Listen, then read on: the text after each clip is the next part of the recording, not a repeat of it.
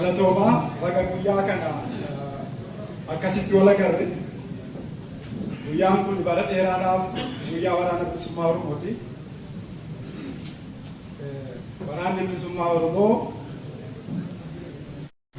ifaajjii hedduu keessa darbee asiin dhuga'e. Kanaaf waanuma xiqqoon jedha. Malkaa gaaf tokko waraanni bilisummaa Oromoo cee hin booro. Bara bara.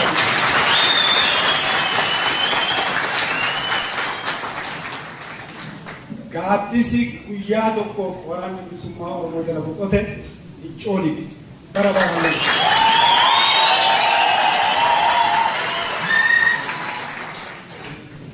Waan waraana bilisummaa Oromoo kana bara dheeraaf akka haasa'a. Inni kaan akka qaroo ija isaatti yeroo kunuunsu, inni kaan komate. Eessa jira? Maaliif hin loluu jedha. Garuu waraanni bilisummaa Oromoo yeroo hunda jiraataa ture. Yeroo tokko tokko karaa injifannoo shaffisaarraa, yeroo tokko tokko immoo dungoo gaafa duraa elemoonfaa qabsiisan suni obomboleettii fi buupheedhaan akka hin dhaabne harka isaatti qadaada.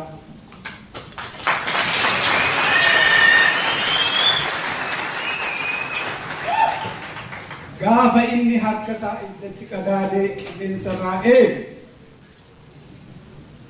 ormi waan mataa usee inni fagootii ilaalu waan mataa ese inni garuu harka isaa keessa gubata.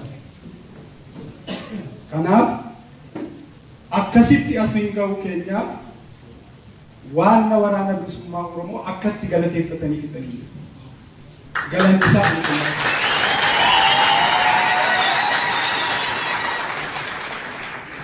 Lammata ummata Oromoo hundaa qeerroo fi qarree manguddoo hundumtuu waan inni beeku ufii koo haasa'uu barbaada. Addunyaan keenya guddaa qaroome. Garuu dachee kanarratti isa gaafa duraa uumamte irratti qaroominni qabu biyyee konyee tokko dabaluu hin dandeenye. Biyyeen ishmatu. Biyyaaf biyya abbaa keenyaaf falma.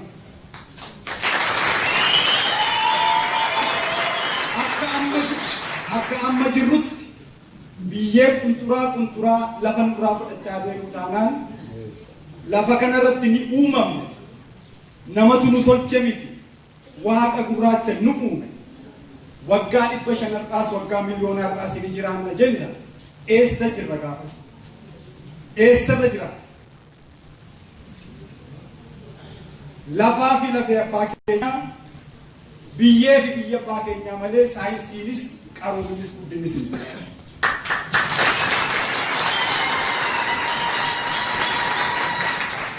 Isa kana Oromoo caalaa kan nagaa jaallatuuf kan nagaa beeku hin jiru. Akkuma mootummaa Itoophiyaa qofaan barbaadetu hin ta'in akkuma addunyaan barbaadetti gama hundaan falmachuuf qophiidha.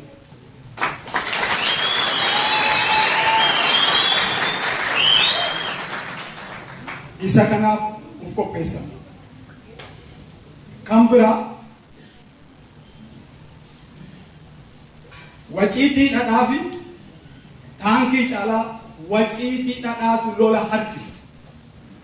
Taankitti abbaan fedhe fuudhee harkaan kaa'u. Waciitii dhadhaa qofa qabatanii taa'uun cubbu. Dallaatti ijaarrachuuf tikfachuu feessa.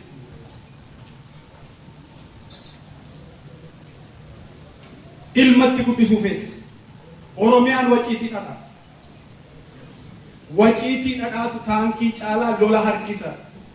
Quba qabaata. Akkasitti kana beeku.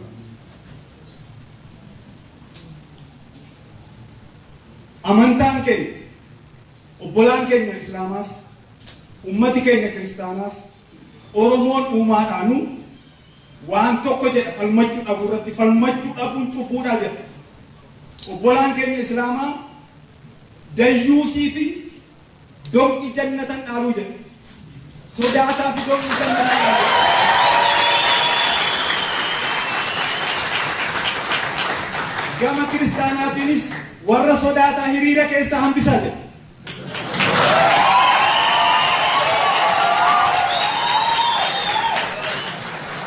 Oromoonis sodaataa fi nama mirga isaa hin falmandatti intala isaa gurguru.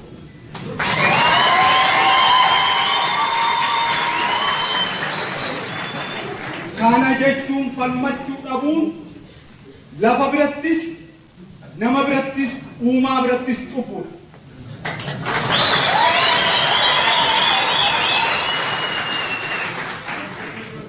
Dhumarratti kan hin jedhu biyyee fi biyya abbaasaa falmachuuf lafaa fi lafee abbaasaa falmachuuf qofaan Oromoon qulqulluun kumaatamaan ammayyuu mana hidhaa jira. Mootummaan kun biyya hunduma keenyaafuu ta'a.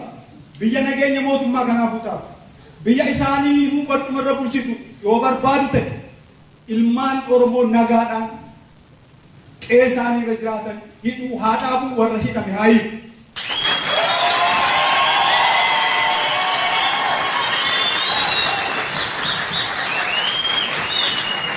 Oromoon uumaa fi uumama waliin seera hariiroo qaba. Muka gaarranii, bineensa gaarranii, bishaan waliin, lubbuu qabeeyyii warra lubbuu hin qabne waliin hunda waliin hariiroon isaa seeraan kan tolfame.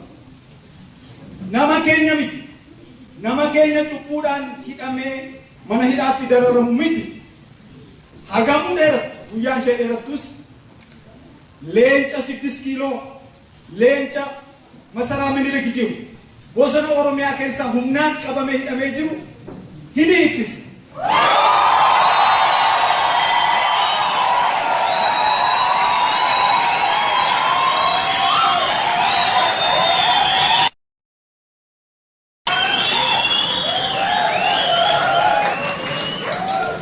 Addaaba dabaladhaa galatooma ulfaataa.